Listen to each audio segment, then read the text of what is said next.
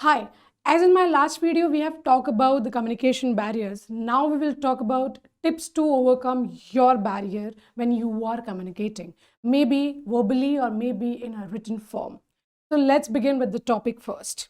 So class, so let's begin with the topic first. Last video में मैंने आपको बताया था कम्युनिकेशन के बैरियर. यहाँ पे हम बात करेंगे कि इसको कम कैसे करते हैं, रिड्यूस कैसे करते हैं. तो पहला टिप ये है कि सुटेबल टाइम देखो और उसके बाद उस पर्सन से बात करो जिससे शायद आपको या तो एटीट्यूड बैरियर आ रहा हो, या तो साइकोलॉजिकल बैरियर आ रहा हो, या फिर कल्चरल बैरियर आ रहा हो, या लैंग्वेज बैरियर आ रहा हो. Take time, think about it, सामने वालों को जानो, पहचानो. उसके बाद एक सुटेबल टाइम देखो, वो टाइम लॉक करो, सामने वाले की परमिशन ले लो कि this is the right time और that is the right time, और please provide me the time because I want to have a word with you. ये करने के बाद आप जाइए, उसको डिस्कस कीजिए, and then that's how you can clear your barrier या फिर रिड्यूस कर सकते हो. सी, अगर कल्चरल बैरियर आया या लैंग्वेज बैरियर आया तो उसमें थोड़ा टाइम लगेगा, लेकिन एटलीस्ट आप जब बात कर लोगे ना तो वो चीज़ थोड़ा रिड्यूस होना शुरू हो जाएंगी with in weeks of time, और ये चीज़ आप खुद ही नोटिस करोगे. इसके बाद आता है be aware of your tone, language and pitch. अगर आप किसी से बात कर रहे हो तो प्लीज़ देख लो कि आप पहले तो कहाँ बात कर रहे हो, चाहे क्लोज रूम हो, चाहे वो फ्लोर हो जहाँ पे बहुत सारे लोग बैठे हैं. कभी भी किसी पे चिल्लाओ मत. आई नो आप शायद फ्रस्ट्रेटेड हो, बीइंग अ मैनेजर आपके पास बहुत टास्क है, या बीइंग अ टीम लीडर आपको पूरा टीम हैंडल करना है, लेकिन this is not the solution actually. आपको हमेशा ये देखना है कि आप किस टोन में लिख रहे हो, या किस टोन में बात कर रहे हो, या फिर आपकी पिच कैसी है. Never shout on people at least in front of the group. वो इमोशनली लोगों को डैमेज कर देता है. एंड प्लस चीज़ ये होती है कि जो काम करने की जो उनकी थिंकिंग कैपेसिटी होती है, वो भी चीज़ें वो डिस्ट्रैक्ट होने लगेंगे. तो बेटर है कि अगर आपको कुछ बात करनी है, fix the meeting and then deliver it. और उस टाइम पे आप उन्हें बात करो, पहचानो कि प्रॉब्लम क्या है और वो चीज़ हुई कैसे. That's how you can overcome this fear as well. Try to make the content attractive. अगर आप कोई रिटन में लिख रहे हो ईमेल, या फिर अगर आप पोस्ट करना चाहते हो, तो उसमें एक चीज़ हमेशा याद रखना, जितना वो अट्रैक्टिव होगा, जितना वो ग्रामर मिस्टेक से फ्री होगा, स्पेलिंग मिस्टेक नहीं होगी, उतना ही वो क्लियर कम्युनिकेशन देगा. रीज़न बीइंग, अगर आप कुछ बोलना चाहते हो तो आप जिस टोन में बोलना चाहते हो उसी मैनर में लिखो. कभी कभी क्या होता है कि आप बोलना कुछ और चाहते हो, लेकिन आपका जो साउंड होता है, जो नॉन वर्बल साउंड जिसे कहते हैं, पढ़ते पढ़ते, अगर आपने एक एग्जांपल देती हो, अगर आप कुछ ईमेल पढ़ रहे हो तो आप जब पढ़ते हो तो आप उस टोन में पढ़ते हो, तो सामने वाला अगर उसने भेजा है तो ज़रूरी नहीं है कि उसी टोन में भेजा हो. तो डिपेंड करता है कि आप लिख कैसे रहे हो. If you are writing in a professional way, if you are writing in a funny way, depends. आप उस पर देखो, watch your tone, okay, and make the content very attractive. अगर आप ईमेल राइटिंग कर रहे हो, या फिर आप अगर कुछ पोस्ट बना रहे हो फॉर योर नौकरी, या फिर लिंक्डइन पे, या फिर जो भी है, आपको अगर कुछ कम्युनिकेशन देना है, मेक श्योर कि वो कंटेंट कैसा है, क्रिस्प, प्रिसाइज है या नहीं है, वर्ड टू वर्ड है या नहीं है, आपकी क्लियर कम्युनिकेशन है या नहीं है. अगर ऐसा करोगे तो सामने वालों को समझ आ जाएगा जितना आपको बोलना है. घुमा के बात नहीं करनी है, उसी पे स्टिक रहना है कि आपको ये पॉइंटर्स है, ऐसे बात करनी है. यूज़ बुलेट पॉइंट्स अगर आपको ज़रूरत हो. पैराग्राफ में 20 से 30 वर्ड से ज़्यादा मत लिखो, दूसरा पैराग्राफ शुरू कर दो, क्योंकि एक लेंदी पैराग्राफ अगर लिखोगे तो लोग शायद थोड़ी सी लाइन उसमें मिस्टेकली भूल जाएं, वो पढ़ ना पाए. तो मेक इट मोर अट्रैक्टिव, तो लोग पढ़ पाएंगे उसको, राइट.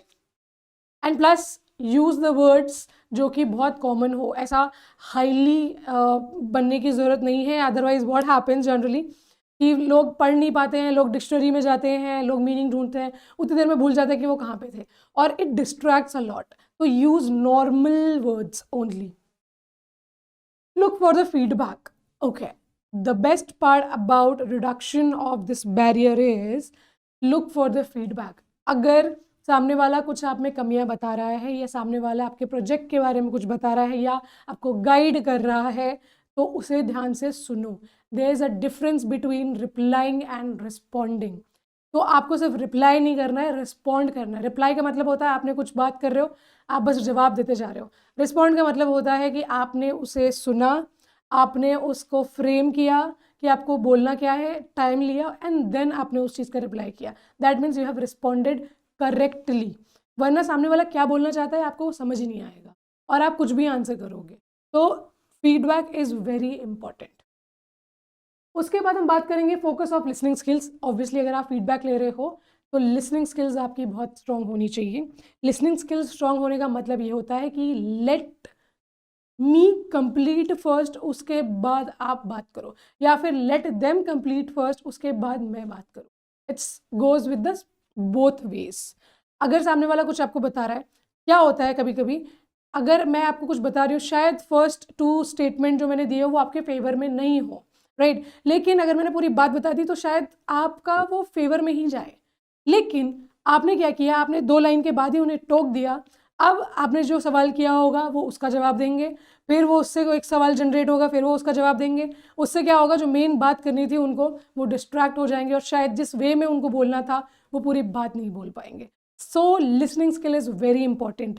मैं इस पर भी एक वीडियो बनाऊंगी प्रॉपर, मैं वो आपके साथ शेयर करूंगी, आप उस पर जाइएगा, आप देखिएगा कि उसके क्या क्या प्रोज एंड कॉन्स होते हैं। वैसे कॉन्स नहीं होते, ज़्यादा से ज़्यादा प्रोज ही होते हैं उसके, ठीक है। तो listening skill is very important. Work on the body language when you are talking to somebody. जब आप कोई मीटिंग ले रहे हो या फिर आप किसी से बात कर रहे हो तो बॉडी लैंग्वेज बहुत इंपॉर्टेंट होती है।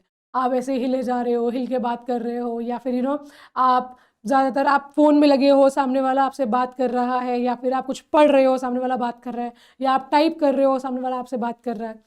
उसमें क्या होता है, ऐसा लगता है कि सामने वाला से आप इंटरेस्टेड ही नहीं हो बात करने में या जानने में, और may be because of lack of focus आप शायद वो चीज़ सुन नहीं पाओगे ढंग से और उसका रिस्पॉन्स नहीं कर पाओगे अच्छे से। तो दिस इज़ वेरी इंपॉर्टेंट कि बॉडी लैंग्वेज बहुत मैटर करती है। अगर आप किसी से बात करते हो तो उसी से बात करो, पॉज लेके बात करो, अदरवाइज आप उसको टाइम दे दो कि प्लीज़ थोड़ी देर बाद आना, या फिर I will come back to you, ठीक है।